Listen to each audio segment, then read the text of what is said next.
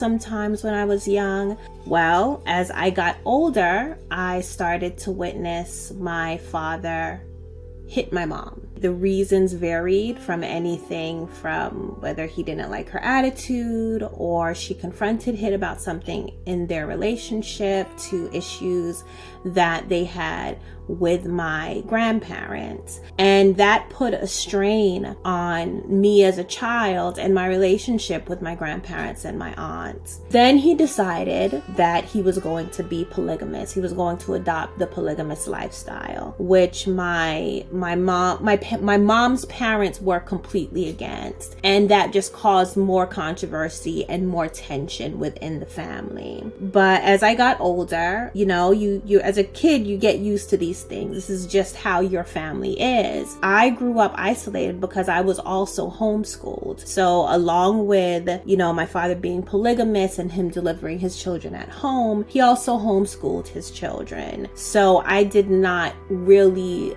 build social behaviors that you see more common in children that go to regular public schools or schools in general. So one day, one of my sisters was a baby. I was 8 years old. It was just before my 9-year-old birthday. My mom sent me to go talk to my dad. Now, the roles that my parents played in my life, other than being my teachers and my guides for everything, all of my knowledge came from them. And all of our rules, regulations, what was right and wrong, all came from my parents. And because I didn't have interaction with many children outside of my family, there was nothing to compare to. So of course, I was afraid of my dad because he was the one that would dish out punishment if my siblings and I did anything wrong. So when my mother told me that daddy wanted to talk to me alone, I was so nervous because I could not imagine what it was that I possibly could have done wrong. I went into my parents' bedroom when my father was standing, and the things that he said to me was actually very encouraging. And he told me that he was proud of me and that I was very responsible, and he was proud of how well I did with my schoolwork and helping to take care of my siblings. But I still wondered, well, why are we having this conversation separately? So within all of his commending and his praise, he then told me that he had to teach me how to be a woman, which I didn't understand. And he said that he had to teach me how to be a woman, he had to teach me what to do as a wife, and that all fathers did this with their daughters. Then he took me into this little back room that was a closet, and he told me to lay down. And he lifted up my dress. I didn't know what to do. He was daddy. I could not deny him. I could not fight against him. I couldn't even complain. This is how strict he was. But at the same time, I was so uncomfortable because from what I understood, no one was supposed to touch my private areas except mommy whenever she had to check if there was something wrong. He did what he did to me for what seemed like forever at the time. I just closed my eyes and tried to think of other things. Like my favorite thing as a child growing up was My Little Ponies. So I just thought about My Little Ponies and tried to ironically do what my parents had told me to do whenever I had nightmares, which was to have good thoughts. So I did that until I felt him pulling my dress down, and he told me to get up and put up my underwear, and he hugged me, and he said that I couldn't tell anyone and that I couldn't tell mommy because she wouldn't understand, and it would make her go crazy. And I kept the secret. After that, throughout my childhood, he started coming into my room at night, almost every night, and continued to, of course, at the time as a child, I didn't know that he performed different acts on me growing up. He raped me when I was 10 years old. That was around the time that he told my mother, and that it was necessary because I had a very bad skin condition. I had allergies. I wasn't allowed to go to doctors. My father basically treated any ailments within the family. So my father told my mom that this abuse that he was doing to me was helping my health overall. And when she told me that he had told her what he was doing to me, I asked her if at the time one of his girlfriends, did she tell her? And the reason why I asked her this was because my father had introduced his girlfriend into me. So his girlfriend would come over, stay the night with my family. My father would get me up and he would rape me while his girlfriend molested me during the time. So my mother didn't know that. So when I asked her, her name was Akua. When I asked her, did Akua tell her? Her face looks like she saw a ghost. That was the first time that I witnessed her confront my father. When she confronted my father about what he was doing to me and the fact that he had introduced another adult to me as well, he beat her with a belt. And after that, she did not question him. When I was about 14 years old, my father purchased a house in East Orange, New Jersey. The house that he purchased was dilapidated. It needed to be renovated. So we lived there on a construction site as we rebuilt the house. And it was during that time that I got pregnant with my first child by him. I guess it was melancholy. Like he wasn't upset, but he wasn't happy. So I don't know what was going on in his head, but when it did start stirring, because when my father's girlfriend, the same girlfriend that had me with him, found out that I was pregnant, she asked, well, is the baby going to be deformed? And that was the first time I saw him have an emotional reaction about it. And he's like, what are you talking about? And she then started to explain that close family members that create a child, the baby would come out deformed. And that made him very angry. And he yelled at her. I don't know what else happened between them, but that was the most emotional response that I had seen him have. Then I had the baby. I started having labor pains, very mild labor pains. I did not know I was in labor. I felt like it was mild menstrual cramps, and I tried to go use the bathroom. Now, we did not have running water. We did not have plumbing. We didn't have a toilet. What we had was a makeshift toilet on a Home Depot bucket with a toilet seat on top of it that then, after it got to a certain level, we would go and dump out in the backyard. We'd bury in the backyard. So I was sitting on this makeshift toilet and I was pushing, thinking that I just needed to use the bathroom, and water splattered in front of me. I screamed out. My mom came running out of the one room that was finished enough for me and my family to live in. And she looked between my legs and she said my baby's head was there. So she called my father. My father and my mom brought me into the room, laid me on the mattress that was on the floor that we all slept on, and my baby just came flying out. So I barely had a labor. I barely pushed, and my baby was there. My father checked her over. You know, he had already delivered so many of my siblings with my assistance of some of my siblings. And my mother knew what to do with delivering children from his other girlfriends. And she didn't have any health issues that we could see. She was not deformed like my father's girlfriend said that she might be. And after he saw that, he decided that it was ordained by God that he continued to breed me, continued to make children, because the human race was face an extinction, and it would be his blue blood children that would repopulate the earth. By the time I had my son, my first son for my father, well, my first and last son for my father, I was about 21. And by that time, this was our life. My father abusing not only just me, but also 3 other of my sisters was just a normal thing. One of my sisters did get pregnant from my father around this time, so we had our sons in the same year.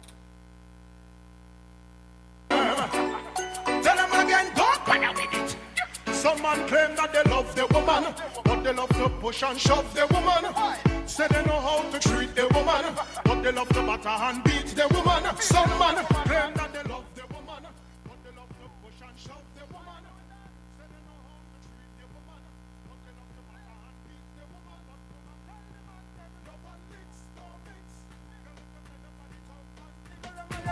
Love and licks don't mix. Girl, if you fed up on the black eye and the bus lips, say love and licks don't mix.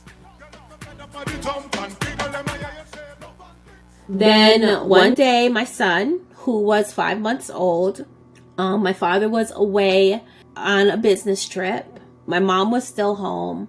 And my brother, who now had become an adult and was sent outside of the family to help financially by working as a graphics designer and editing music videos, he had come to visit. And my son woke up with what I later learned was seizures. And my brother convinced my mom to let him take me and the baby to the hospital. When we got to the hospital, it was all new to me. And they gave me all of this paperwork to fill out, name, information. They asked me if I had medical insurance, all of those things. My brother did a lot of the talking for me. But when I filled out the paperwork, I had this feeling that this could be an opportunity to indirectly reach out for help. So some of the information had asked for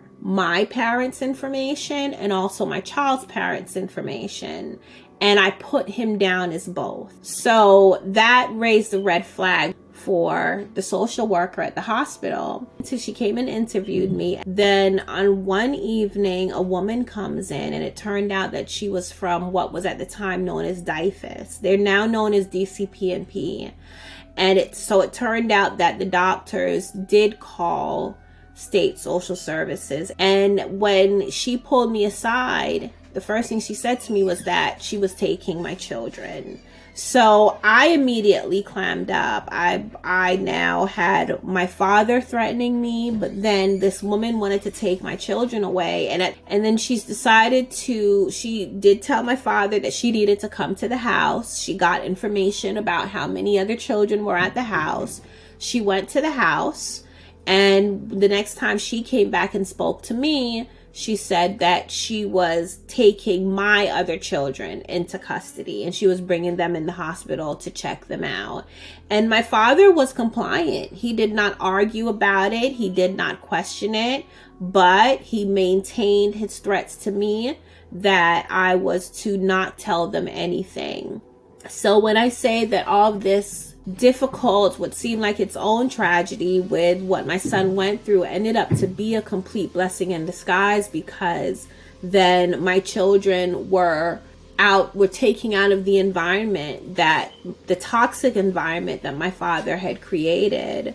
One day when my father was taking one of my younger sisters into a bedroom to rape her, I stood up to him. For some reason, I just burst out yelling, cursing him out. I cursed him out. I cursed my mom out, because I realized if she stood up to him way years back, if she reached out for help herself, then this would not have gotten to the point that where we were at the time. So I held her responsible as well. And I took my sister into the bedroom and locked the door. And the next morning I woke up, my dad was gone because he didn't respond. I think he was so in shock at the time. He just sat down with me yelling at him. And after that, my mom, a friend of the family's, took my mom to report my father for domestic violence.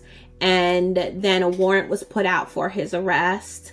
I don't know that much of the process, but essentially that's what liberated us from him. I ended up moving, so my father couldn't find me. And then my sisters and I got together and we talked about reporting him. So we decided to report him to the police. It took them a year to find him. In 2006, he was arrested while trying to leave the country. After he was arrested while trying to leave the country, he made bail, and then he showed up with a child. Part of the conditions of his bail was that he could not be around children. He showed up with, I guess, his most recent child, who was 18 months old, and the judge arrested him on the spot, and they put him in jail with, I think it was a $1 million bail, which he wasn't able to pay. And he stayed there until his first trial, which was in 2010. So he was charged for aggravated sexual assault. He was charged for over, I think, 75 different acts of assault, lewdness with a child, abuse of a child, child neglect and endangerment. The list just goes on. And he's now serving 90 years in prison. So he did have 2 trials, one for my sister, which was in 2010. And the second trial where I had to testify was for the crimes that he committed against me. That was in 2013. So after escaping my father, getting my children back, I put myself through college on scholarships mostly, but I graduated magna cum laude with 2 bachelor's degrees, and I speak out about these issues. I have made myself a voice for those who don't feel that they are strong enough to speak out for themselves. And between my book and my nonprofit organization and the work that I do online through social media, it has just really raised awareness about these issues. And my ultimate goal, yes, is to end things like child abuse and domestic violence and gender-based violence, but also shine light on predators. And I know in general, most people, we focus on survivors, and justly so, because survivors have to heal in order to function in the world. But at the same time, we also have to focus on the cause of why survivors have to heal, which are the predators, which are the abusers. So my biggest message to other survivors is that though it may take time, it is possible to heal completely. And if you focus on valuing yourself and understanding that what happened to you is not who you are, and it's really who you are is based on the decisions that you've made and the choices that you make going forward. And in doing that and focusing on yourself and focusing on your healing, you can be healed. There is a light at the end of the tunnel. Even though some days it don't seem like it, it is okay to put your head under the covers every now and then. But, it is possible. It is possible to heal. Very probable to heal and be successful and achieve your goals.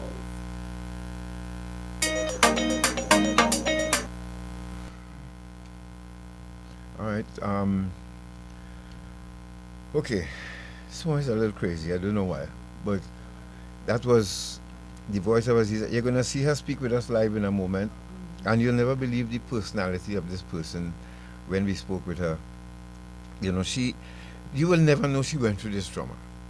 And if she didn't say it. If she didn't say it. Her personality, she's so bubbly and positive. Mm-hmm. And to know that you suffered that at the hands of your father. Now, the first question I would want to ask is it an excuse for some people to homeschool their children so that they can have access to them and do them what they want and without the prying and scrutinizing eyes of the public? Well, it's certainly in this case, there are a lot of reasons why people would want to homeschool their children, but I think in this case, he wanted complete control over his family and the people in his house, and that is exactly what he exhibited. The homeschooling was just one way of him to maintain that kind of control and ensure that nobody in his household would interact with anybody outside of the household, which is why we say that women and children are most at risk of harm in their own homes. Now, and let me, people hear differently in Trinidad and Tobago. So let me just say this simply. I'm not implying that people who homeschool their children do this. No. I'm just saying is that a perpetrator could probably plot it that way. Yeah. That Use he that has as total a control over them. correct. He used that as a tool to maintain his control over the family. Right. And so, again, for me, Trinidad and Tobago, excuse my manners, you're listening to Our Independence, you're just joining us, and you're listening to the story of Aziza. And later on, we'll be joined by Camika and Monica Mars. And we, in observance of 16 days of activism against gender-based violence, and as well trafficking, because he trafficked Aziza as well. Yes. And can you imagine a father, doing that to his own child? And it's crazy, but it happens. And I personally, I'm not hating on anyone who chose to do this, but I still want to know why. Why are you not hating on them? Well, judging them then, okay? I still want to know why. I am not giving them a reason. I'm not endorsing what they're doing, mind you. But for me, to look into the eyes of my child or my sister and decide I'm going to undress her or him and have my way with them, that takes a special type of person to do that. And I would like to know what chemicals flow in your brain. What's your first thought? How do you feel? All these different things. Just for the public to be aware, so that if families have that in their household, at least they would see.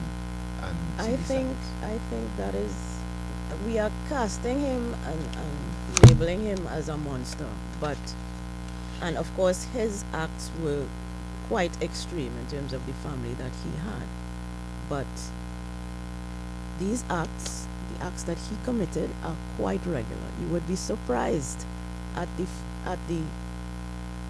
persons who commit these acts. The men who commit these acts in this instance are quite ordinary people, because of the fact that they employ tactics of manipulation and grooming and coercion and even using violence to maintain their control over their victims. And they force their victims in so doing to remain silent. And it is that silence that prevents or that allows this abuse to continue. In all instances, whether it's sexual or physical violence that happens in the home, the silence that is enforced allows it to continue. And it does not make the persons who perpetrate these crimes any more or less monstrous. Because outside of the home, nobody knows that they are responsible for committing these crimes. Nobody knows, because Well, they appear quote unquote normal. Good. And that's hence the reason I said again that I explained why I tried crack cocaine, Natasha. This is what I'm talking about. And there's a journey that happens after that. Now, there are those who inherited this. Remember, there are people who predisposed to be alcoholics or gamblers or drug addicts and all that. There's predisposition. I would like to know from them, for the public education, for my education, just like I wanted to know why I'm the only member of my family who got in trouble with the law. And But the signs have been well documented. As far as domestic violence is concerned, I'm sure that Aziza's mother could identify the signs of when she first entered a relationship with him. When she had children for him, he would have exhibited those signs while they were building their family. And it was only when he decided to start molesting his children, and she having been groomed into and abused throughout that entire period where they were having their children. When he started abusing their children, she said nothing and did nothing. This is what I was just about to make this point. Now, everybody will ask, no, I know some mothers walk into a bedroom and see their either stepfather or real father molesting their daughter, will go crazy, will go mad, will rip the house apart with him and just lose their minds. But then the other women, we have to ask them why too. Why did they feel helpless and say nothing? Because you understand? they know, 5 children we're talking about, and they she helped know the deliver man. them. Yes, and Good. she didn't say had anything 5 wrong. children with him. So Right. she knows what he's capable of. Good, but she didn't see anything wrong with that after Of delivery. course she would have, but what could she do about it, really and truly? Because Aziza mentioned that when she found out that he had brought another woman into their home to help molest her own daughter, she spoke to him about it, and what did he do? Beat her with a belt. We promise you reality radio at its best, where every life is a biography. We go to a break, and when we return, you will see that one-on-one we had with Aziza and how she feels now and how she started the NGO. She's an advocate, of course, and how she's doing now. All right, so you're listening to Independency. Stay right there. Lots more to come. My name is Ronald Lester, and my story is an altar story. You know, there are things I cannot do. So, like the other day, I had a challenge when I go to the bank. They give me a form and they just give me the pen and the paper, and it's like, I said, and you know, and you know, if you don't know how to read and write and spell and thing, you will have trouble from the beginning. You know, you just feel that type of way, frightened, embarrassed, you know, scared. But right now, the teachers are very wonderful. The volunteer teachers, the tutors are very wonderful. They help us. You could come to them anytime. You could call them and have a conversation with them, and they will be willing to relate to you, which is one thing I love about the altar class. And the next thing I love about it, it's free. And I want to go and do a little computer course and thing after to learn to use computers and stuff, because we're in the age of that right now. So you have to up yourself from where I was to where I am now. I'm so proud of my own self. Are you 16 and over? Your story can be an altar story. Free spelling and reading classes. Sign up at Nalis Libraries Wednesday, 3rd September, or call 708. Hi, this is Adrian Alexander, Caribbean Regional Coordinator for Free the Slaves. During the 16 days of activism, we unite to end digital violence and human trafficking. Parents, traffickers target children through games and social media. Here are 3 steps you can take to help keep your loved one safer online. Step 1. Talk early, talk often. Make a simple family tech plan. Which apps are okay, who they can connect with, and what to do if something feels wrong, and explain why. Step 2. Protect privacy together. Help your children set accounts to private, turn off location on posts and in phone settings, and review friend lists. Work together to establish boundaries that build trust. Step 3. Know what to do if harm happens. Stay calm and support your child. It is not their fault. Save evidence, whether that's screenshots or links, block and report the abuser, and help your child change passwords. If intimate images are shared, contact authorities or child protection organization for guidance. When we listen, set clear rules, and respond with care, we make every screen safer. Unite to end digital violence. Safe homes, safer screens. This has been a public service message from Free the Slaves and the Caribbean Coalition Against Trafficking in Persons.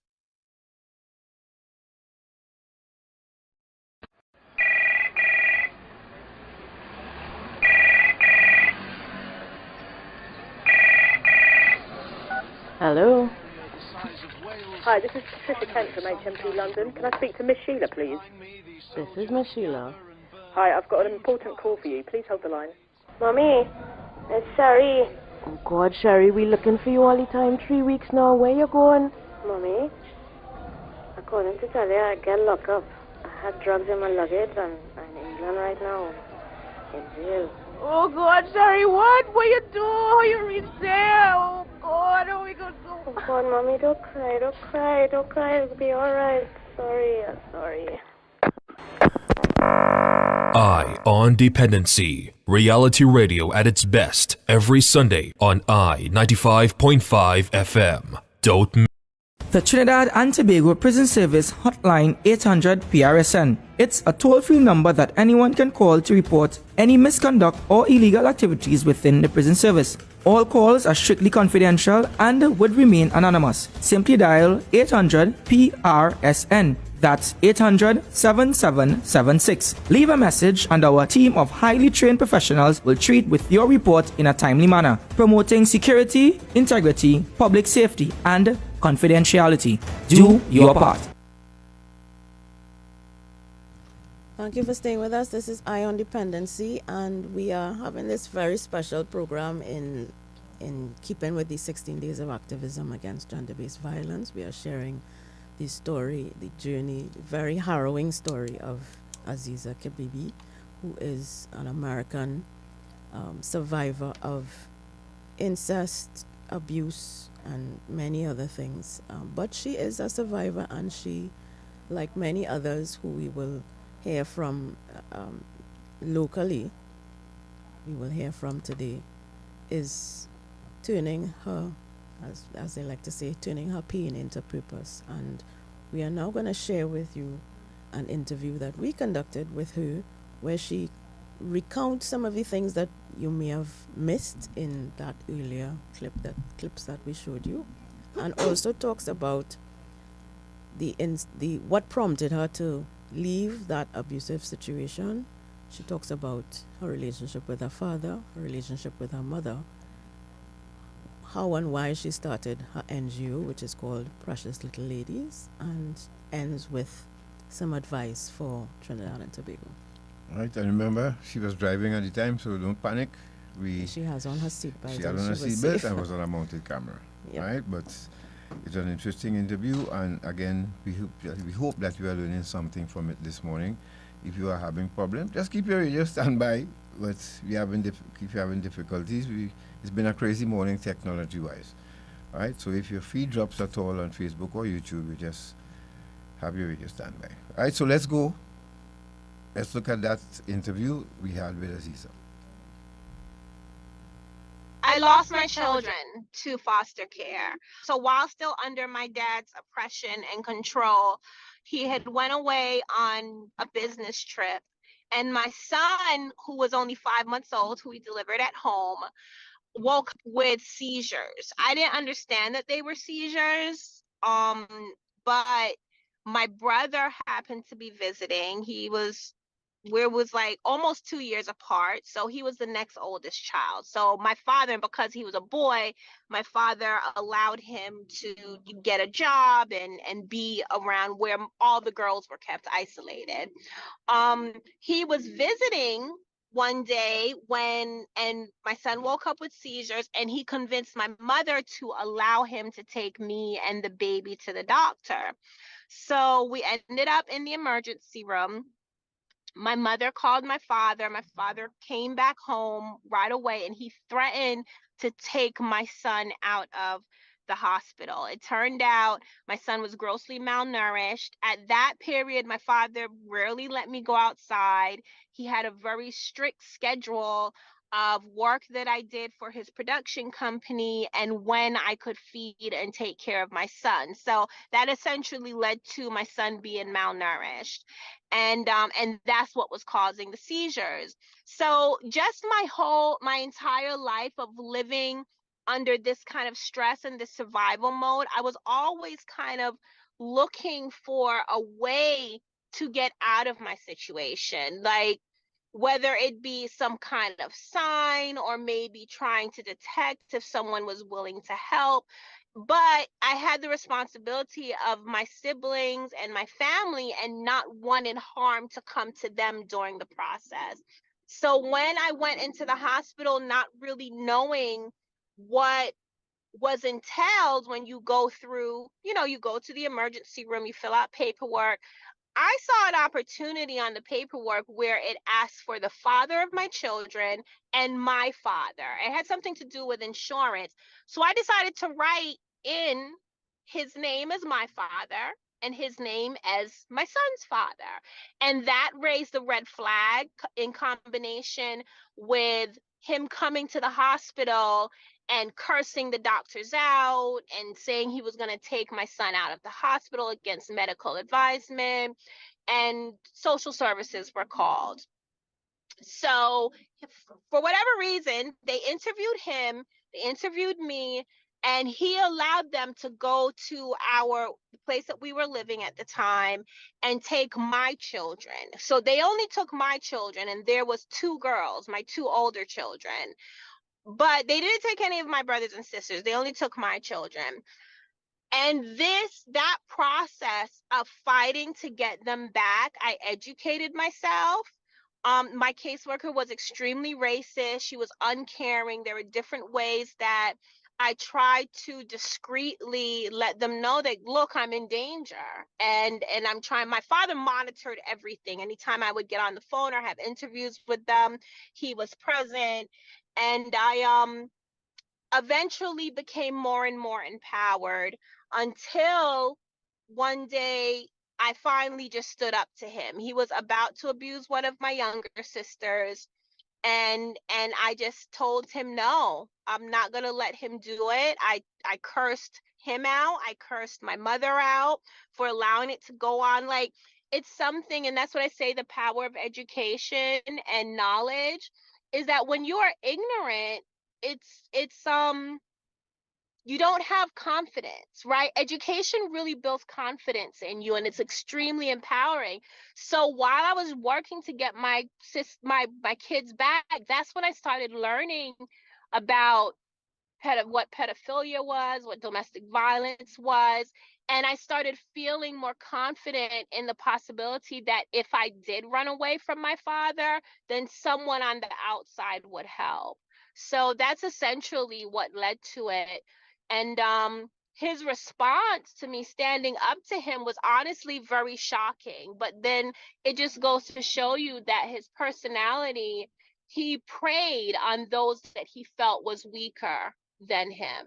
So that's what really, the ball started rolling, and it took a while, but that is where, like, it came to kind of a there's a word that I want to use, a plateau. It came to a plateau, and then we was able to take steps after that. My mother was able to get a protection order against him, and my sisters and I decided to go to the police, though I was hesitant because I did get my children back in the process, and they were in the public school system. And I was concerned that my father would retaliate. He would find them, he would find us, and he would retaliate. So for a while, I lived with this fear and like this shadow hovering over me that he was going to show up one day and beat me and rape me. He'd done it before. So it was just a very scary process. And I still did not have complete trust in law enforcement. I still didn't have complete trust in law enforcement. His best friend was a police officer. I'd see him skirt and escape the judicial system under so many occasions. So I just did it. But then my sisters went ahead anyway and started the process. And then I gave my testimony, and he was finally detained after a year of looking for him. And that was in 2006. So we'll be on here forever with me explaining. Oh my gosh, even my book. So my book, Unashamed the Life Tainted, it only gives you like a tip off of the iceberg, because there are just so many things. I mean, between my father being on the run, him trying to break into my mom's house, attacking me, attacking my sister, there's so much stuff that happened before he was actually captured. He sent a private investigator and found where I lived, and it was just crazy. He ended up finding the school that my kids were in, and there was always this, like, he seemed to be one step ahead of law enforcement. It was just the weirdest thing. He seemed to be one step ahead of law enforcement, but eventually he lost. So he received 40 years for abusing my sister and 50 years for abusing me. Most of the charges was variations of aggravated sexual assault, lewd acts with a child abuse and neglect. So most of his convictions were for crimes that he committed while I was a minor. Asking why? No? No, I've not. I plan to at some point if he does allow. I hear where he is, a facility where he is, he has to allow certain people to visit him. He has to have a list or something. So I don't know if that will ever happen, but I do one day want to go and talk to him. I think more to get insight from my work, because one thing that we do with Precious Little Ladies, survivors need to be helped, and supported. Victims need to be advocated for. Children need to be protected. However, we need to figure out why people do these things. Right. We need to focus on abusers. And so therefore the blame can be put on that. They can be held accountable. So I would like to talk to him if he's willing. I don't know if he'd be willing in that capacity, but I would like to just see where his mind is at after so much time, because the last time I saw him was in 2013 during his sentencing. That's when I was able to confront him and tell him, how what he has done to me has impacted me and my children. And by that time, which I'm sure he didn't know at the time, my last daughter by him that he fathered had passed away due to her genetic disorder. I forgave my mother for her lack of action and not protecting us, or at least not protecting me. I can only really speak for myself. My sisters have a different relationship with her. I forgave her, and I guess my desire of wanting to have a quote unquote normal life and a relationship with my mom, because my father got rid of that. He would not allow me to call her mommy or mom. I had to call her by her first name. He would introduce me as his wife, and she was my co-wife. So he destroyed that relationship, that maternal relationship that I had with her. So when we did escape him, I wanted to rebuild that. I understood she was a battered woman, especially after I was more educated on the impacts of abuse on women and how it affects some of the decisions that they make. I forgave her, and we built a very, very close relationship. However, I believe this is my opinion, my educated opinion based on my interaction with her. I think that she held on to the animosity and resentment that she had developed because my father held my children by him in very high regard.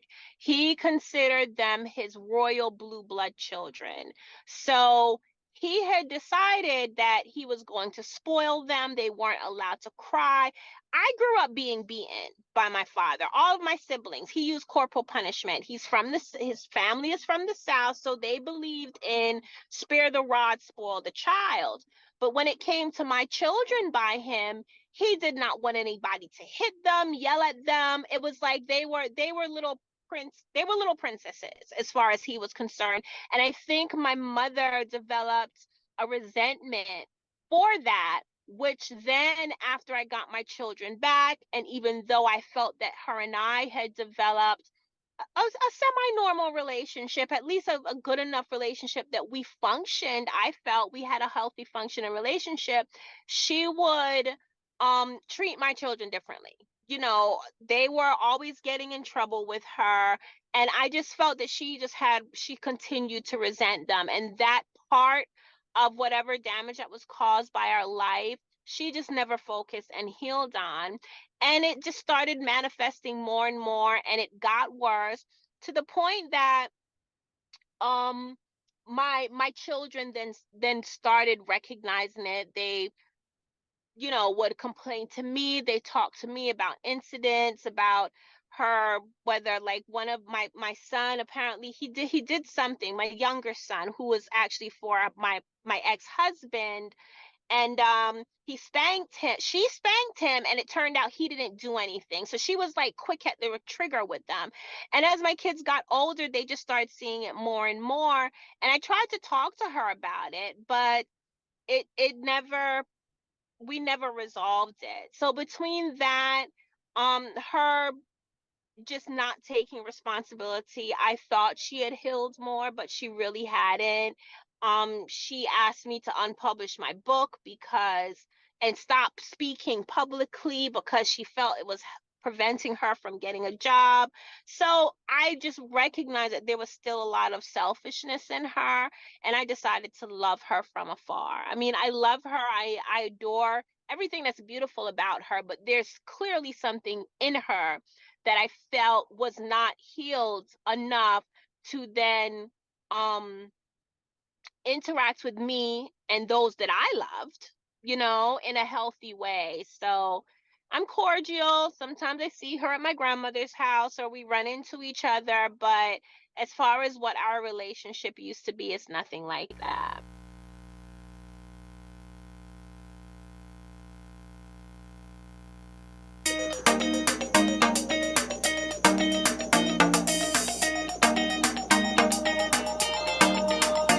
Whether you're up or not, or you need a lift, the race is not for the swift. And if you're working hard or you have a gift, the race is not for the swift. I tell you, times are rough when you feel the switch. The race is not for the swift. If an elevator make a shift, the race is not for the swift. Hey, you could do it too. You could do it too. You could do it too. 'Cause nobody better than you. I know it might be hard, no rest. You might be a little depressed. Sometimes ain't no redress. More no's than yes. And every time you take one step, it's like two steps backward. Let them know you're not covered. We come to push forward. Whether you're up and up or you need a lift, the race is not for the swift. Yes, and yes. We hope you're learning from Aziza's experience. We have two more clips to play with her. We're chatting with her live. On Zoom, actually. She's telling us about the way forward for her, the NGO, and she has some advice. You know, thank you very much for joining us, Camika. Meet. Hi everyone, good morning. Actually, have a good time and very good time. So Yes. Camika, meet Tamika. we are going to, in these last two clips from Tamika, oh God, I got all confused now. From Aziza. She's gonna talk about her NGO, Precious Little Ladies, and she's gonna leave us with some advice for Trinidad and Tobago. You know, it's we have to commend people who chose to turn experience into lessons and share it with others. And this is why specifically this morning, like I said before you wrap up, I wanted to say something to the members of the Protective Service of Trinidad and Tobago. Really important, because sitting here for a reason. So let's go, before we engage Camika, let's go to the final two clips with her. Thank you those who joining us. You're listening to Independency, Facebook and YouTube family, of course, and those of you on I-95.5 FM. So, Hinkson, let's go. So fundraising is not easy. Fundraising is not easy, especially for this topic matter, being able to qualify for certain grants, because a lot of grantors like to give a like to do more like umbrella grants, right? So where we're very specific on educating on the prevention of abuse. And then what happens is that most grantors will develop a relationship with one of the very few organizations that focus on preventing child molestation and supporting survivors, and just maintain their relationship with them. So for PLL, because we do so much awareness raising on social media, a lot of other organizations don't do that. So we're kind of new in our approach, and I feel like funders are not really comfortable with adjusting to, you know, these kind of new ideas and new approaches. So that's one. However, on the other hand, as far as the public is concerned, they have been very receptive, right? Very receptive, engaging. We have gained new clients. I mean, it's unfortunate that we have to gain new clients, but we do. We are working on a an event called the Precious Little Ladies Awareness Raising Kite Flight that is happening in April for Sexual Assault and Child Abuse Awareness Month.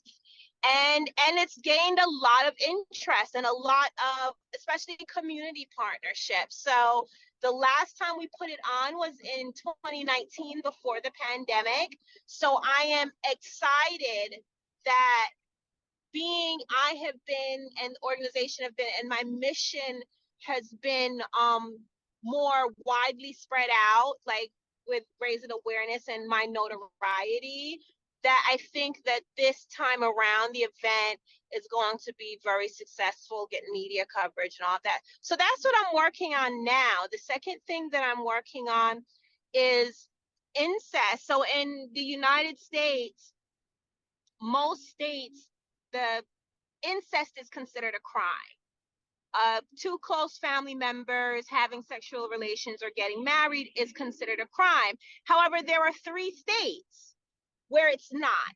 New Jersey, where I live, where my father lived and where he abused me, and Rhode Island and Ohio. Incest is still legal. Now, while there are certain legislation, there is certain legislation put in place that condemns incest within sexual assault laws. It's based on age. So under 18, of course, you know, a father abusing their child as long as they're under 18 is a crime, but that's because it's associated with sexual abuse or statutory rape or the abuse of a minor. What it doesn't take into consideration, which was my issue, is that a child can be groomed by an adult family member for their entire childhood and young adulthood. And I know about this specifically in the islands, where then when they turn 18, like in Puerto Rico, I went to Puerto Rico to help with some of Hurricane Maria's efforts, and I learned a lot about the prevalence of child molestation and sexual assault, and it is extremely, extremely prevalent. So you can groom a child up until the age of 18, and then the perception is that they are consenting. And that's what my father used. He tried to claim that I was consenting because I was not allowed to report. I didn't have the capacity to report until I was 24 years old. So that's what I'm working on now. I'm working with legislators to get them to change the incest laws in New Jersey. And I mean, hopefully Rhode Island, Ohio will catch up. But, you know, I'm working on New Jersey right now, and there's been a lot of interest. So I've been working on it for like 6 years. I've been working on it since before the show Evil Lives Here that I was on. But finally, you know, I'm getting movement, and I do owe it to probably the show and the fact that what I have been through and the work that I have done in raising awareness on these issues. And so many legislators, they have no idea. When I tell them incest is legal in Jersey, they're like, what? I can't believe that. So, you know, so it's an effort that I'm very optimistic about. Wow. Gosh, there's so much to say. Hello, everyone in Trinidad and Tobago.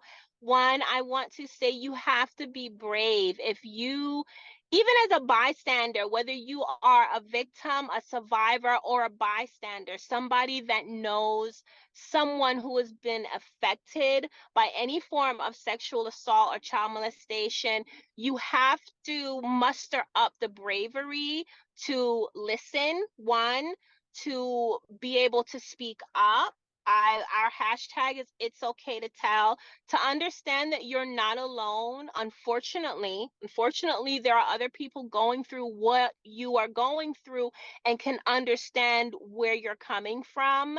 And to be able to walk the road to healing. Healing you have to do intentionally. So if you are a victim or survivor, you have to have the strength and develop the strength and be brave enough to want to heal. Make the decision that you do want to heal and do the work that's necessary.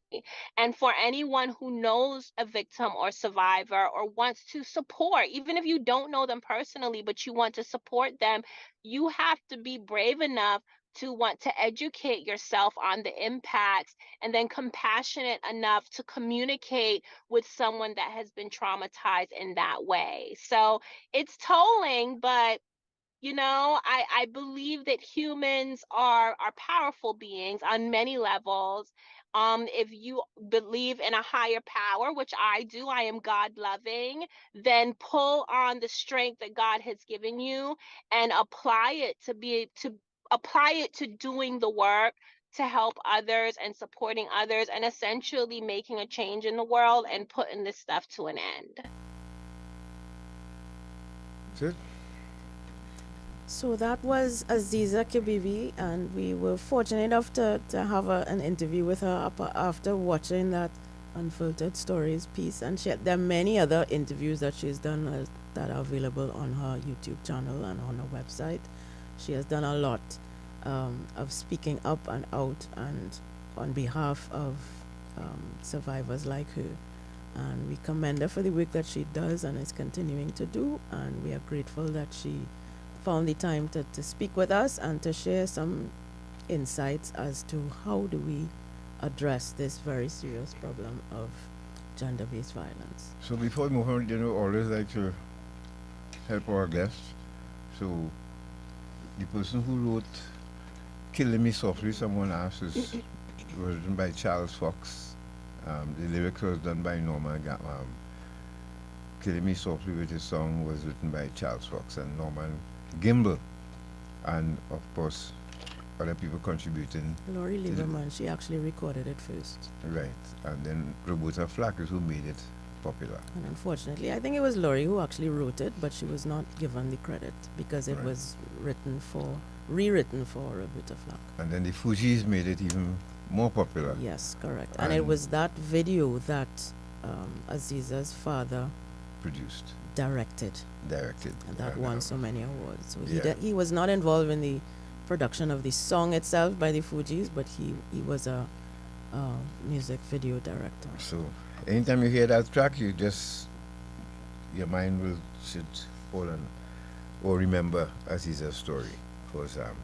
So Camika, before we go to the other two clips that we have here, you have a chat with Camika and tell us what you think. Yes, well, I mean, Camika is no stranger to independence, and we're happy to have her here to bring some context to what we're discussing, to Aziza's story, which is quite an extreme one, but still has all of the elements and the signs of abuse that happen in the home, whether it's between a married couple or a couple or between parents and children. Mm-hmm.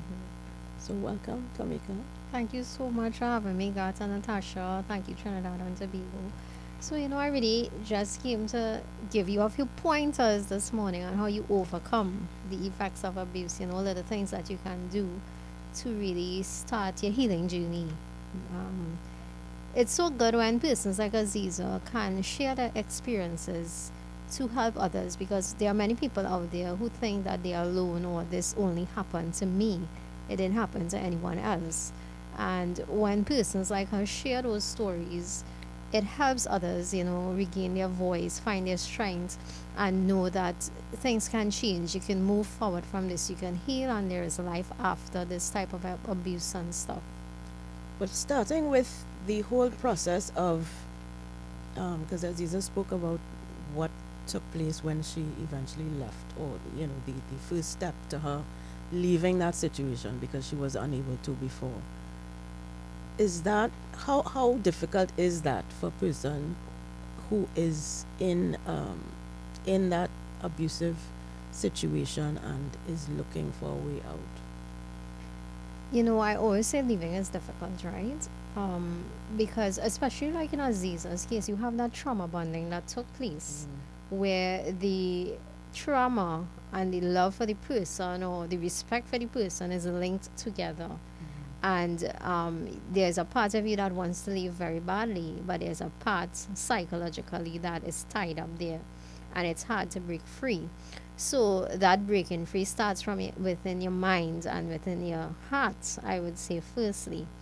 And then you can try making any steps to leave, but still that's really, really difficult, right?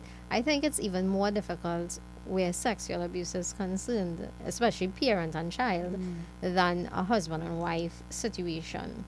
Because I once heard a child, well, the person was an adult at the time, but they said, I loved him so much, he was my dad, but I hated him so much. So there is that, I don't want to call it warped, but there is something that affects the mind that you want to go, but then there's a feeling of guilt. There's a feeling of obligation. Yes. There's a feeling of, that's my father, am I doing something wrong? That's my parents. Maybe I should stay. Maybe he didn't mean it like that. So I think the first obstacle to the leaving is within the mind. So getting the courage within yourself to say this is wrong, what is happening to me is wrong. Yes. And I need to get away from it. Not necessarily thinking about the consequences for the person who is hurting you. And also, as Aziza mentioned, the importance of education and knowing that what is happening to you is wrong, first of all, and knowing that there are people who will help if given the opportunity, and knowing what the methods of the perpetrator, what this perpetrator is doing to you or has done to you to put you in this situation. Agreed. That is something I always press for, right? Education, knowledge and education. Because sometimes as a victim, you, as we just said, you don't see it like that, or you think that maybe this person didn't really mean to hurt me in that way. But the more that facts or awareness happens and a person learns about the type of abuse, and that's actually one of the key points about overcoming, right, that I have here. Understanding the abuse, what it's doing to you, the tactics that are being used, and acknowledging that this is happening to me. That is actually the first step, because the more that you become aware and realize, I am a victim. I am a victim of this. This is happening to me. It's not my fault. I'm not to blame. That also helps you to start the process of leaving. Should there be a rule where children who are homeschooled, where authorities can visit them from time to time to find out, just to feel out what's going on at home and make sure that everything is on the up and up? Or do we just leave parents to decide, look, I'm homeschooling my child and nobody can't intervene or get involved? I actually think that there should be a rule. I know that I think you have to register or something when you decide to homeschool a child. Right. But I'm not sure what happens after while the homeschooling is actually taking place, if there are frequent checks, and I think there should be, because anyone can say, we could do the registration and say I'm homeschooling my child, but that doesn't mean that under the banner of homeschooling, what is supposed to happen is happening within the home. You could always check in schools. Schools have checks and balances. You have teachers, principals, you have all of that. But within the home environment, what kind of checks and balances do we really have? So I really think there should be people assigned to check, whether it's monthly or however often, to make sure these things are happening. And even despite the checks and balances, as you say, or the institution, the structures that exist within of formal schooling, there are still people children Who slip through the who cracks. slip through the cracks, who are abused, who have nobody to talk to, who are not believed, and all of these things. But yes, I agree as well that homeschooling can be, as was in Aziza's case, can be an avenue for abusers to manipulate their children. Yeah. And If groom you're just them. joining us, you're listening to Independency, and we are coming down to, once again, the closing parts of our program where we have Camika McLetchie in studio. Camika, too, Camika's story, sometimes when I heard it for the first time, sometimes I would say, not sometimes, I would just realize how tough people can be mentally, how resilient the body is once your mind can take it, and eventually seeing the light at the end of the tunnel. It's really difficult to even fathom that a mother could help deliver a baby from her daughter, from the man that she lived with, from her husband, and not lose their minds. It takes all kinds, right? But let's just share some info with you. So now we go to video J before we come back to Camika. And could you explain this? This again is a video from Aziza herself, and she is talking about what adults should do when a child discloses that they've been abused. She also touches on the issue of domestic violence and what you should do if you witness or if you observe an abusive situation in a marriage or relationship. So it's pretty short. So she just gives some tips as to what you should do if a child discloses that. My situation was so complicated. And we didn't even get to my relationship with my mother in this conversation. She knew what was going on the entire time. So me as a child in that situation, I didn't have any ally.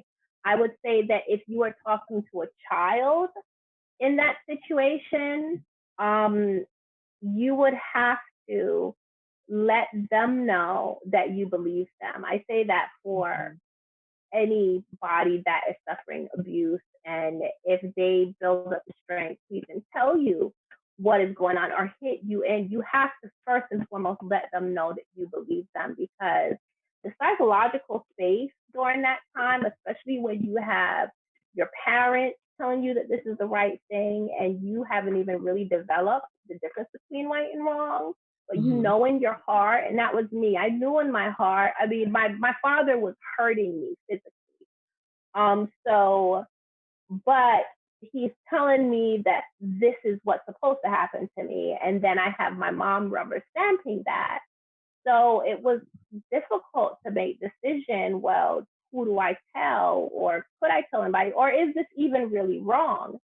So if any adult is to come across a child that is hinting to them or sharing with them that something is happening to them, you have to believe them. You have to let them know that you believe them.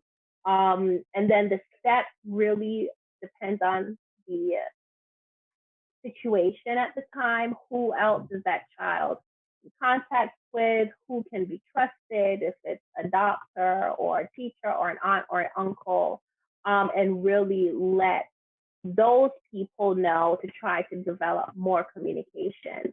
Now, if it's an adult, let's say in the case of domestic violence, then I could only look back on it's not that I can only look back on, but I use myself as an example.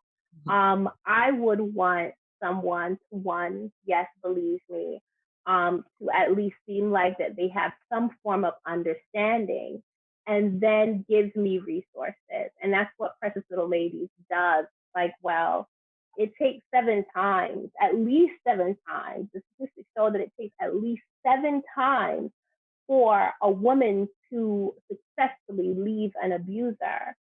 And that's a decision she has to come to herself. You can't convince a woman force somebody to leave their abuser, because, they're not necessarily in the state of mind.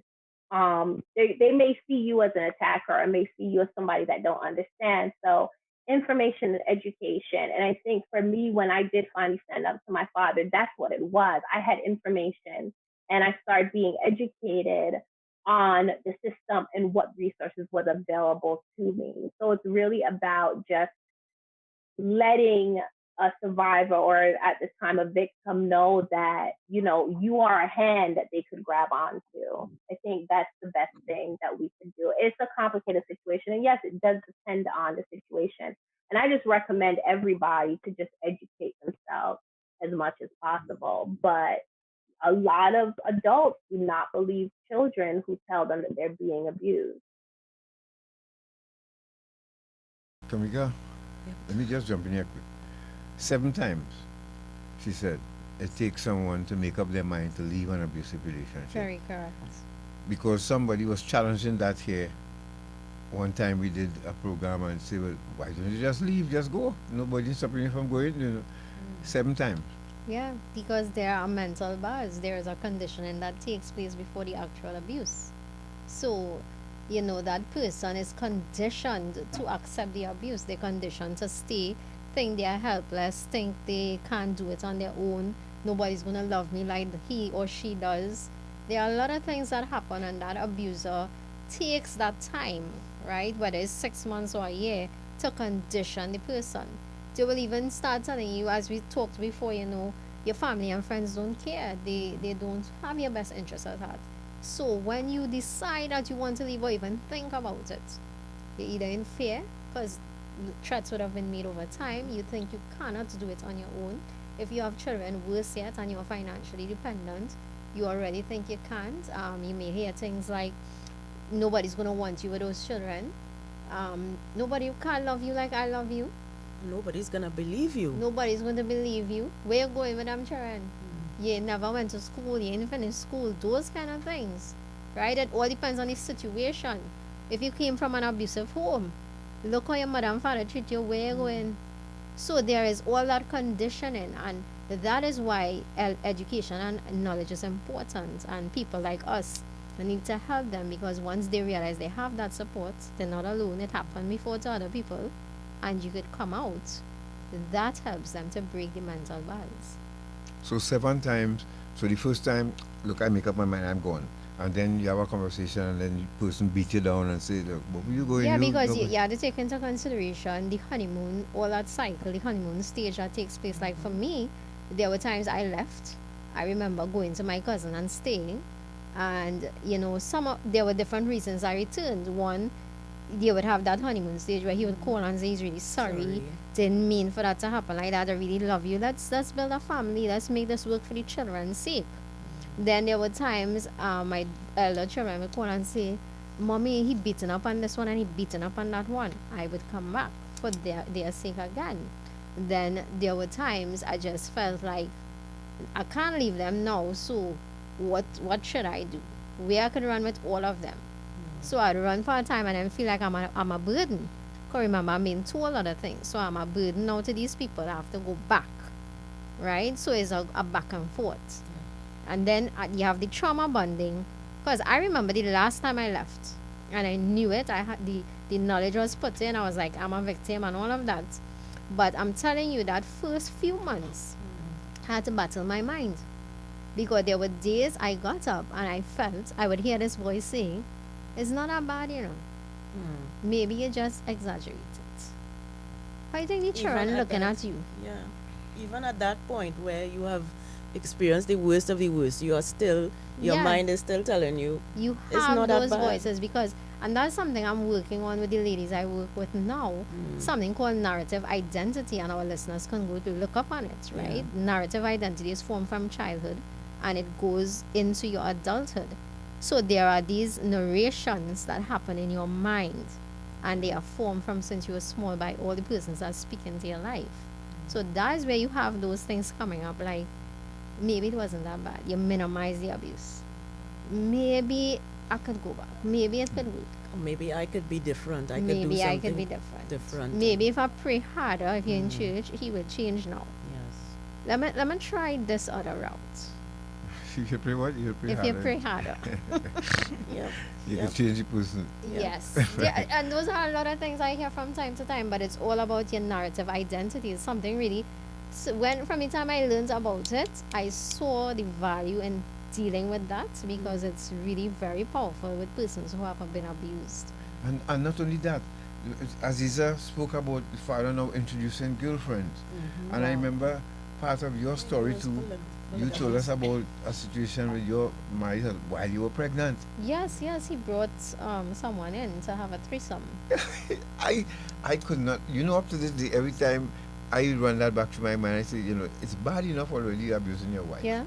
She's pregnant, and now you're bringing another woman to be have a a part threesome. of that. And when you refused, I remember he cuffed me in my face. I was 8 months pregnant. So, it's all about them, the control, the power. That's what it really is about. It isn't about the sex. Trinidad and Tobago, you heard this, you are starting to sound like Harry Boris now. Trinidad and Tobago, you just heard what Camika said. Let that sink in for a moment. That you have a boss, a partner you're lying with. Always go and drink beers together, or you all play football together. But when he leave you, he's going to pick up somebody to carry home by his pregnant wife to have a threesome with her. And the wife refuses and cuffs the wife in her face. You understand? You could swallow that? You telling me I mustn't try to get in people's head to find out what? Yeah, but you as you Lyman with this man, you know him as a partner, and if for some reason you hear that this incident took place with him, what are you going to do as his friend? Yeah. Talk to him about it. How many men are doing that? Yeah, but I don't even know I will, and it depends on who to. No, exactly. I say in big and bold, I will talk to him about it. But it's really and truly, I might be shocked or ashamed to know that I have a friend to talk to their friends and probably just distance myself from the person. That is what happens. But that is not helping the victim. Exactly. Correct. Exactly. God, because this is he had friends that would come by us, and if they saw abuse or anything taking place, I would notice they wouldn't come again. They would distance themselves. Yes. One or two spoke to him, but that was the end of the friendship. But no, and don't be upset with some people too, because sometimes when you intervene, and next thing you know, the wife and husband going good, and you exactly. That's why some people don't intervene either. They're saying don't get involved in husband and wife business. Yeah. Because you could intervene, and then next thing you know, both of you turn on me. Exactly, I've seen it already. I'm minding your business. But I've seen where I and someone has intervened in a situation, and that male person, the female turned and started hitting him and saying, what you all doing, my man? Leave my man alone. So this is why some people just refuse to get involved too. That answers the question. Trauma. That is the depth of trauma that this abused person is going through, that she sees anybody intervening in their situation as a threat. Yeah. And Aziza mentioned that as well, that you may feel if you try to intervene, the abused person will feel like you are the threat.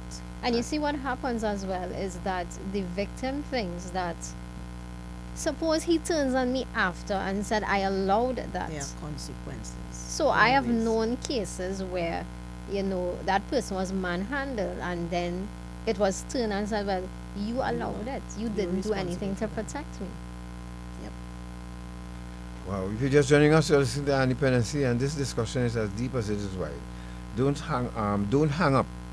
This is by Christian BDC. Let's go to that quickly, and then we take some of your calls before we wrap up with Camika. So could you introduce?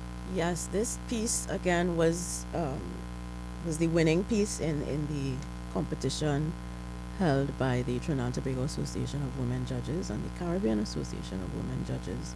They had a competition for secondary school students about gender-based violence, of course, all part of the 16 days of activism against gender-based violence. And Christian Bedesi, who is an alum of our Youth Speak Out panel, won the competition. And we are not surprised, we are very proud of her. And please listen. And this piece is called Don't Hang Up, and it is very much in line with what we are discussing today in terms of how do persons who are bystanders, according to Aziza, how do the bystanders respond to gender-based violence when they see it?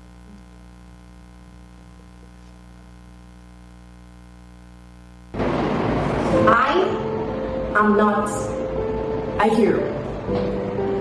And this isn't my survival story. It is, however, her story.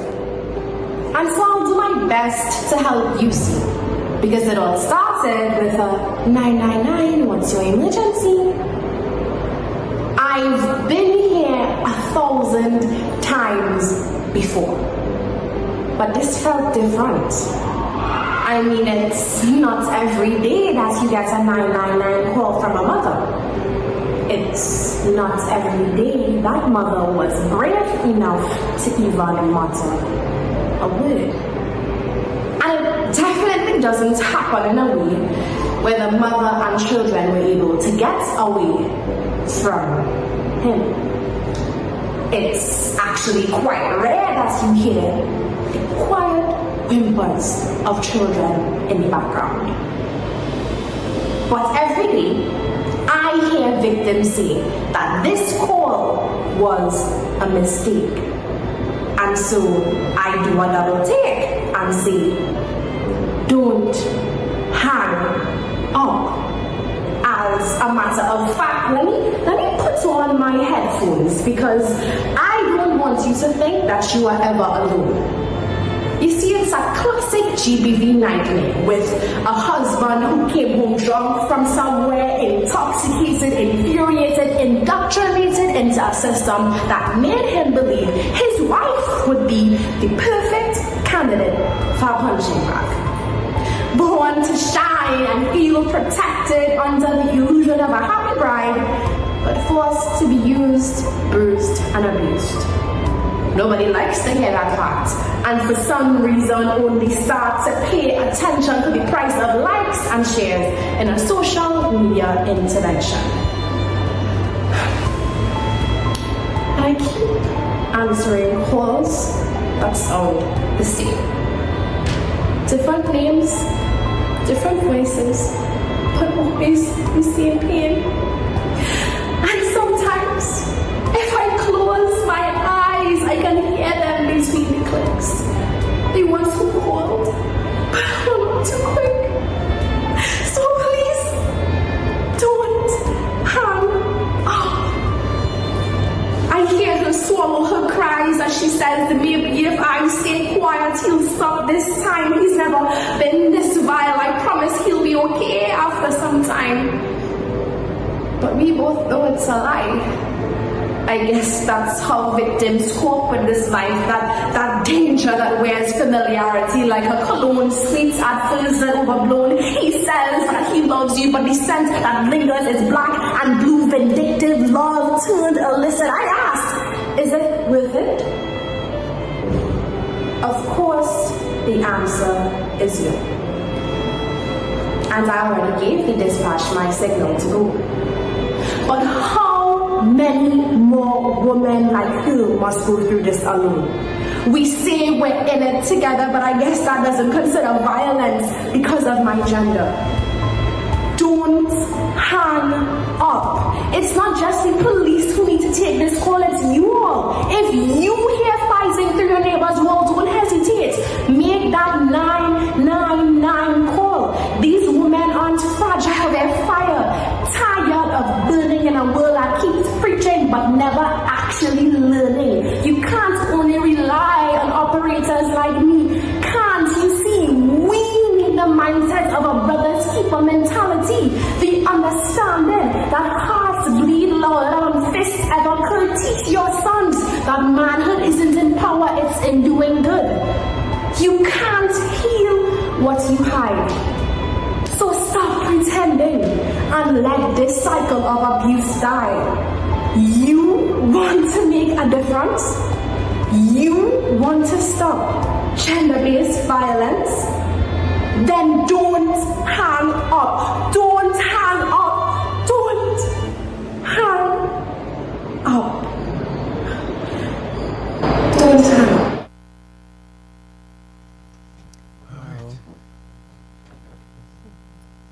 I don't know about all you, but my throat kind of scratchy. Yeah, this from a child. Well, at least in my eyes, she's still a child. But She is a child. yeah, That was really powerful. yes, that's And Christian she's- BDC. She's taking it from the point of view of an operator, a 999 operator. And this is something that we have discussed before, Garth, in terms of the operators that answer these distress calls, are they prepared to listen to someone who may be really in the face of danger but cannot say it? You know, we've seen stories of operators, you know, asking the right questions and encouraging the person on the other end to respond in a way that help can get to them and they'll be safe. Or do we have operators, as I've seen in a case where if I call 911, or let's say Natasha called 911 because I'm abusing her, and Natasha said, I'd like to order a pizza, please. Would a 911 operator, are they trained to understand that can be someone in distress? Because we can have our operator here, this is not my, order pizza here and click hang up on them. Correct. Do we have operators trained to understand that? You know, I remember years ago in 1998, I think, I was working E999. We were one of the first set of operators when they brought in the E999 command center. Okay. And strangely enough, persons from the US who trained 911 personnel, they came and trained us. So we were trained with that type of understanding. Right. Not just for domestic violence, but for many other situations, right? Yeah. However, over the years, I know things have changed and operators have come and operators have gone. And it's something I always talk about, that we need to step up the training or enhance the training. Of course. That type of training we got back then, it needs to be passed on so that persons can understand, you know. Not recently, about 2 years ago, I helped with some training for the 800 SAVE operators. And those are things we spoke about, that, right. You know, if someone says something that sounds a bit off, yes, it's not a hang up, but, you know, probe a little deeper. Yeah, because this other person called her mom. She was being forced to go to an individual's home. She didn't want to go, but he held her under duress and forced her. And she called 911 and said, "Hi, Mom, I'm sorry I can't pick up your medication because I have to." And so the operator picked up on it and said, "Are you under duress?" And she said, "Yes, Mom." And that conversation went on. The guy didn't have a clue till police pulled up on him. So I would just love to see that happen here. But I wanted to, before we take calls, I wanted to find from both of you. Aziza said the mom had a problem with her now sharing her story, and it's embarrassing her and the family and preventing her from getting a job and all of that. Do you think the mom has any right to feel that way now and just let Aziza live her life? Should she demand anything from Aziza? Well, if I answer as Camika, I would say she has no right. Aziza can live her life. You know, at the time when Aziza needed help, she did not provide that help. This is what I'm and saying. It's time for her to live her life, right? Because you were there when it was happening. Now you're telling me now. I can't tell nobody. Of course. But, you know, persons always want to protect their image, who they presented themselves to be. You see, I could be Camika in the house. That Camika is not the Camika that is sitting here in the radio station. Right. And that's not the Camika that goes to church, and it's not the Camika that's in work. Right? Because some persons, like, I try to be one person all around, but some persons have different facets, different parts. Identities, yes. So, you know, persons like that, especially manipulators, they want to protect the image they present to the persons on the outside. Because a lot of times, they don't know that these persons are doing these terrible things in the home. So it's all about really the mom protecting her image, I think. But Aziza has to live her life now. Yeah, it's that masking too is important, but also as Aziza pointed out, she was a victim of abuse as well. Exactly. And she has not fully healed from that abuse. So as we back on that topic, you want to share a little bit more about your tips towards healing, because everybody in that household has a healing journey to go through. And even it doesn't that look the mom, same. Yeah, even that mom who had that abuse. All of us are parts of the trauma that she went through. Correct. Of not talking up or speaking up for the child. You know? So I'll just give one or two. There are many things, but I'll give one or two. One of the things you want to look at is prioritizing your emotional and psychological healing. You know, seek trauma-informed counseling or therapy, because it's able to help you heal deep wounds, especially persons who have gone through abuse. They experience a lot of PTSD, right? Sometimes you don't recognize it as that, but that is exactly what you're going through. and you want to practice some self-compassion. A lot of times victims are really hard on themselves. Sometimes I and all do it. Sometimes I look back and say like, you cannot be so stupid. You like, you really allow that? And it's because of, you know, the person we could come down on the hardest is always ourselves. Right? So you want to practice self-compassion, because not all of the times, especially if you had a hard childhood, that you would have had the tools or the knowledge to be able to recognize the abuse and stand against it. So practice self-compassion. When you have to tell your story safely. It's part of your healing. You want to start rebuilding your sense of self-worth and identity, because one of the things abuse steals from you is your self-identity, your self-esteem, and that kind of thing. And that is where your recovery begins. So you want to start affirming yourself, you know, start looking at yourself in the mirror, call yourself by name, and start speaking opposite of the lies that were spoken to you. It's a part of your healing journey. It helps you to reconnect to the person that you were before, because during the abuse you become an empty shell, forgetting all the things you loved, all the ways, your habits, your hobbies, all of those things. So you want to reconnect to that person. You want to seek safe and non-judgmental support, persons who are going to believe you, not judge you, not cast blame on you. And, you know, even you want to be sure that these persons are not going to go back and tell the abuser as well. That also happens. And, you know, one of the last points I will give you is to embrace your healing journey. Healing isn't always nice. It isn't always airy-fairy. You know, we just jumping in the meadows. No. It's nasty, it's dirty, and sometimes it causes you to have to face things that you thought you buried. Right? It's things that hurt a lot. But I always say you have to go back to go forward. As you mentioned, the whole self-identity and getting back to the person who you were before the abuse started, is that realistic? Because that kind of trauma really changes who you are. It reshapes you, correct. It reshapes you. So I guess, as you said that, you can't really go back to who you were, but you can embrace the good things about yourself. Right. So for instance, I liked drama, and I used to act and I used to write. But that had just died. That part of me died. And it's something that I've rebooted again. Now I write again and I use it for healing. I get involved in little dramatic skits and stuff because it's a part of me I really loved.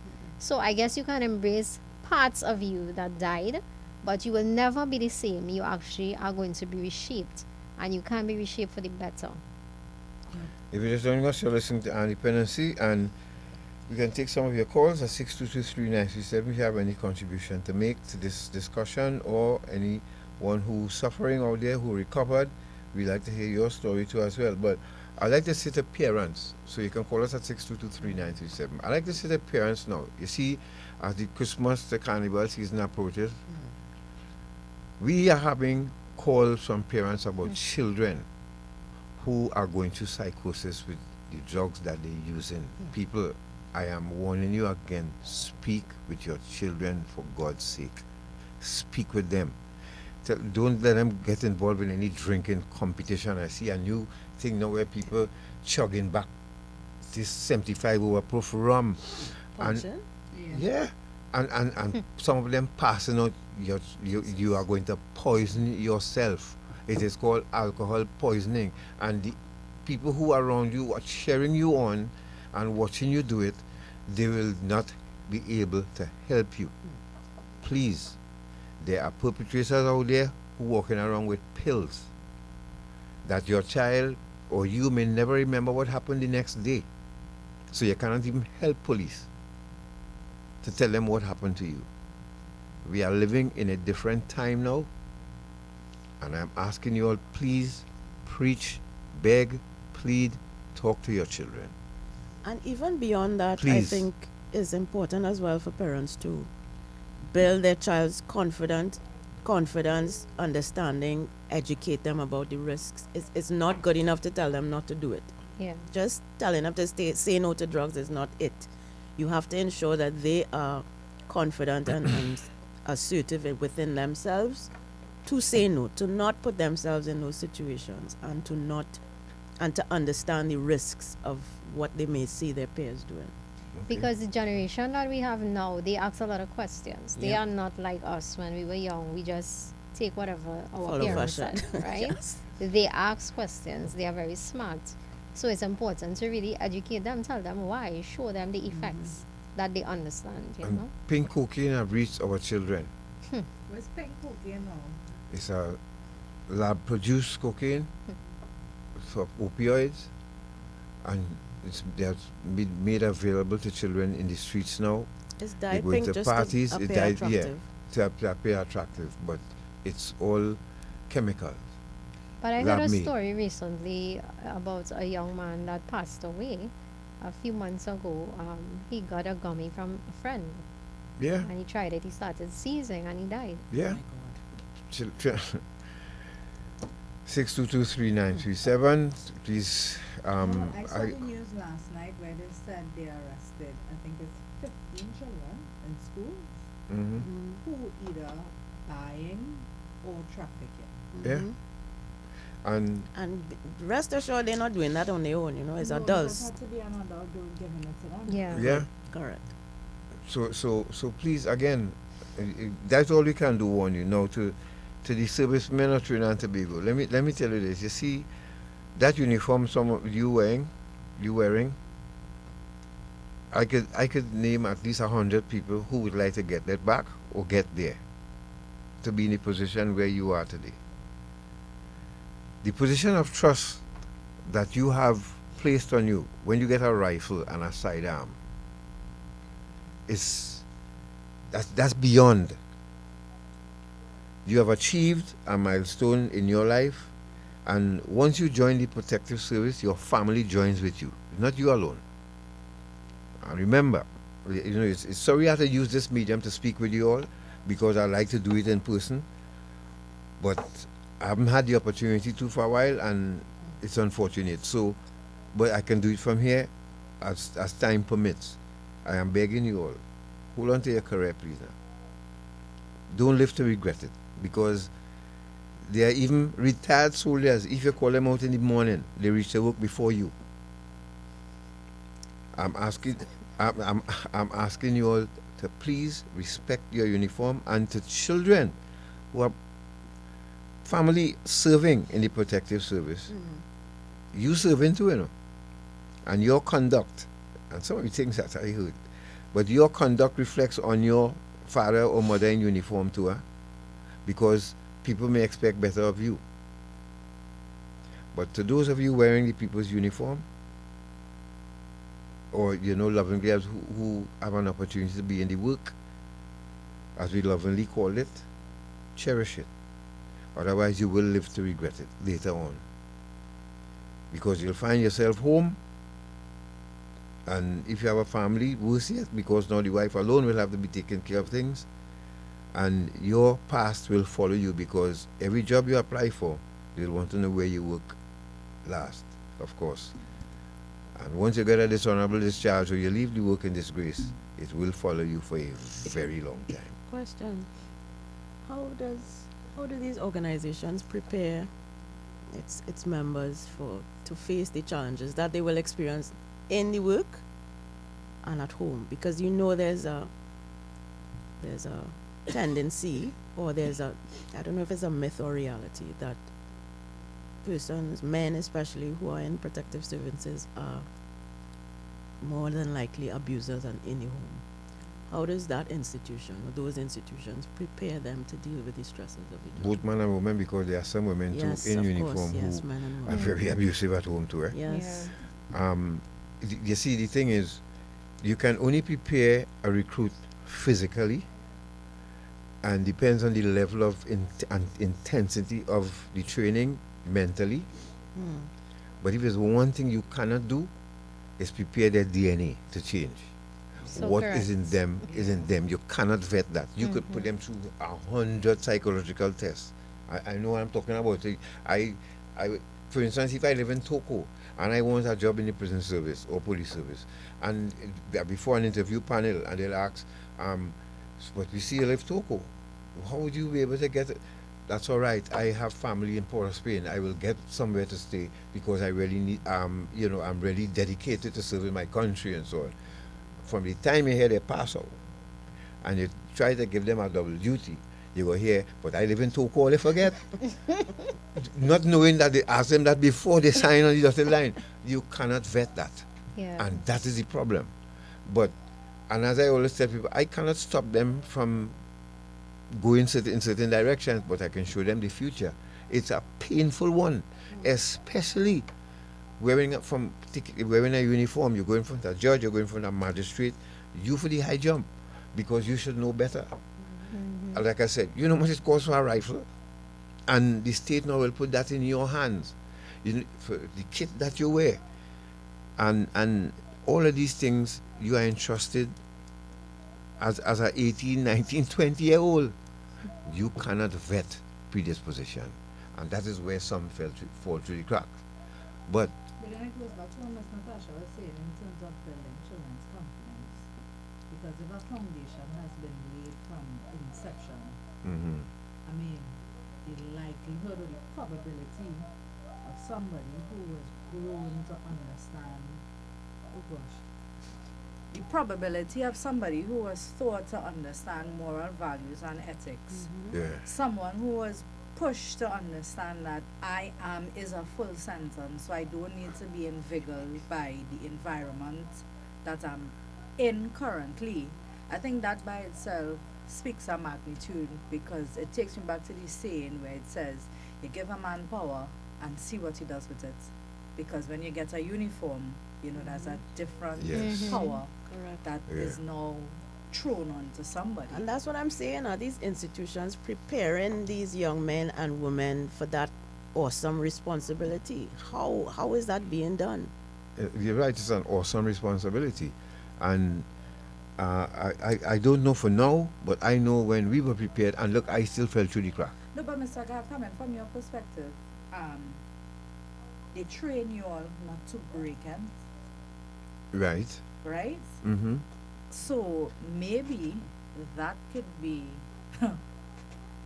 a psychological way in which they really train you all to feel as though you all are inferior to the public. No, actually, on the contrary. The because breaking is supposed to make me feel superior. Yes. Superior. Yeah, Yes, correct. yeah. Superior to the public. Because so maybe that's why some of them respond how they respond. Correct. Because like sometimes when I just passed, I walk along Frederick Street. I used to walk in the street. I couldn't walk on the pavement because I step in. Right. You understand? While everybody's strolling and meandering and skiffling on I only in my way. Yeah. So I was on the street. The way I dressed every single time. We had instructors who trained us that even when they're not around, you felt they were still around. Yeah. They could still see you. So we carried ourselves upright all the time, because that is how we were trained. Now, is what level and intensity of training recruits get in today that make them feel inferior or superior, or they prepare them for mental and physical challenges, especially mental challenges, and susceptible to peer pressure and all of these different things. So it's a recruiting people to turn them into servants of the state is not an easy thing, and your instructors as good as the recruits that they turn out. So it has to come from the instructors, and of course the amount of leeway that instructors may have to break a person entirely. Because I always said in the military is supposed to take out the civilian microchip and put in a military microchip. That's a mad scene. Is- But you think that whole superiority complex is what leads to men and women to take out or to create the home as a mini military base? So I'm thinking that does it cause the empathy and the emotional aspect to be excluded? Correct. Because some officers, okay. So in the past, I've worked with officers. When we did peer counseling, we had to train officers, and that's where I was working. And we had to train them how to be supportive and to be empathetic. But I've seen officers go through very traumatic experiences as officers. But my question is there room for them to express how they feel seeing that or experiencing that? Because sometimes I've heard things and I can't really talk about it, but they may come up on a scene that never leave them. It stays with them for the rest of their life, and it changes who they are. Right. Absolutely. But where is the outlet for them to really talk about how that affected them? And we've always advocated for that. Right, because You I'm know, an and it officer, shouldn't you be a can't break, choice. you can't cry You're not down the supposed place. to. Right. Yes. Yeah. You But it know. shouldn't be a choice. It should be mandatory. Exactly. See, if I came upon a gruesome scene or a shooting or a mutilation or whatever, at the end of that shift, I must report to somebody, or the next day it must be mandatory. But then this takes us back to our topic this morning when we say abuse has many forums. Because and remember, many some people, shapes. some people joined the police service too because they were bullied when they were children, Exactly. when And they if- went to school. If we So take now, it back to some women may not be physically abused, but some women may be in circumstances where, just like the officer who may want to be able to express his feelings but can't. Yeah. So then now you are containing all these different Exactly. emotions, and then we don't know how you may then respond. You may pick up cigarette smoking, you may pick up alcohol smoking, that may turn into drug abuse. for instance, women in the force, in the service, Yeah. do they prepare them for when they reach menopause? And how to interact How with they the even public? treat with menstruation. This is what I'm Yeah. about All to of these say. things, right? How do they treat with the public when it's that time of the month and we all respond differently? Some Yeah. people Yeah. are perfectly fine. Some people are edgy. Some people are extremely tired. Like, I just seen it now as we dig deeper in the conversation of abuse. Yeah. Yeah. You know, Yeah, yeah, people yeah. might say it weird. We might be saying that people are willingly signing up to the forces, and then we seen it as abuse. But I don't know. It's a lot. Yeah, it's So a no, it's it's a a lot. very layered And, conversation, yeah, yeah. And again, it's how you grow up, the foundation, and you know, if you grow up learning, well, if I steal your stuff, nothing wrong with that. My son, Yeah. you know, and then you will carry that with you if Yeah. you join the police Yeah, service yeah, Yes. correct. or the any arm of the protective service, right? So it's a very deep conversation, and I'm hoping that it will extend to these things so that we can groom and raise better citizens. But our children, again, let me come back to that. They are no longer, you have to worry about that stick of marijuana, folks, and even the marijuana too. That some of them smoking, Yeah. giving them real problems. They ending up in St. Anne's. We are living in a very dangerous time as far as substance abuse goes, right? And then an alcohol company telling you that they're going to drop the price so that because we love you and we want you So you to, get to drink more. yeah, contributing to a lot of domestic violence and road accidents and you name it. Yes. We have a lot of work to do, folks. I may not be alive to see it, but I'm hoping one day that we reach to that place where Connect the dots. we could connect the dots and give NGOs a better fighting chance to help Trinidad and Tobago as we come to the end of this very important discussion this morning. Well, as you mentioned NGO, Camika, before we go, could you tell us a little bit about your NGO for those who may not know it exists and what kind of work they all do? So Yes, the yeah. NGO is called RISE, WRYS, pronounced as RISE. It stands for Woman Rediscover Your Strength. And we started off just raising awareness, but now we do a lot of stuff. We have rescue victims. We help get them into safe houses if that's what is needed. We work alongside the TTPS who assist us. I must say that, you know, things are changing. And they Nice. have been assisting us to really get these persons out safely. But now we started something called the Heal My Purple Heart campaign, where we started these workshops. It's a year-long program helping victims to overcome the effects of domestic violence and abuse, because I have a few who have not been in domestic violence but sexual abuse and so on. So we work with them to overcome the effects, to become a whole person again, to become, you know, independent and so on. Yep, that's important work and probably very challenging for you as a survivor, but as many survivors say, they are turning their pain into purpose. Yes, it's important because one person can't do it. We need all the survivors to come together. You know, collectively, we are a strength to be reckoned with. And if you are listening, this workshop is free of charge for the entire year to all of the persons participating. So if you're listening, you know, you can give hampers. We like to make sure the ladies go home with food. If you want to give clothing, good clothing for the children, for the ladies themselves, if you maybe can offer a job, we have a lot of ways you can help. So if you're listening and you do want to help, support these women, these new batch of women, please make contact. Is it okay if I give my number? Sure. Of course. It's 265-5208, 265-5208. And thank you. Once before we go to Natasha, someone answered your question here. Good morning, God. To answer Natasha's question, the answer is via positive mentoring by senior privates and NCOs, that's non-commissioned officers, supervision. A soldier, sailor, or airman is not made at recruit training. They are made after they pass out and start to live the life. Okay. Hope that helps. All Okay. right? And also Fitzroy Nelson on YouTube says congratulations to Chrisanne from her cousins in Oxford, Massachusetts.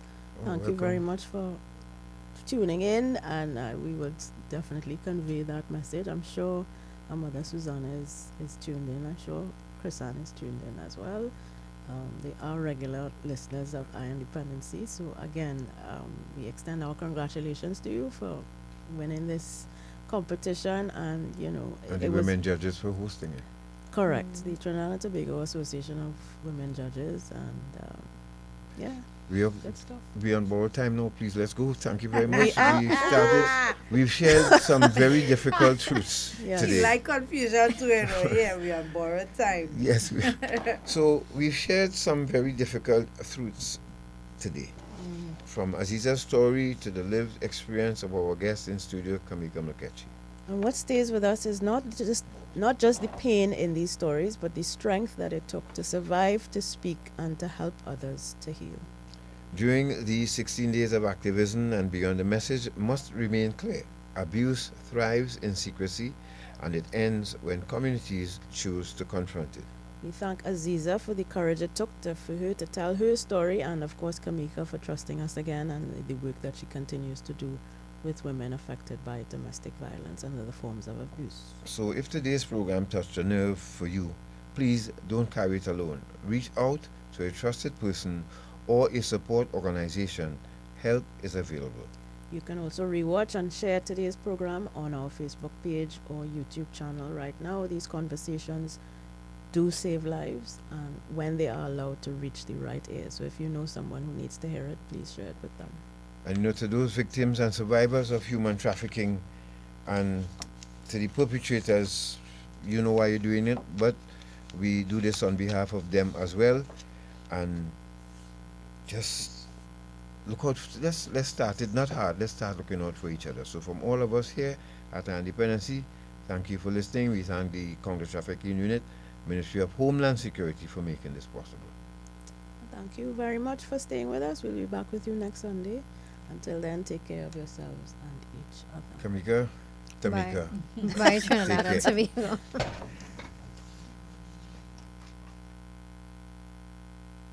Everyone's talking about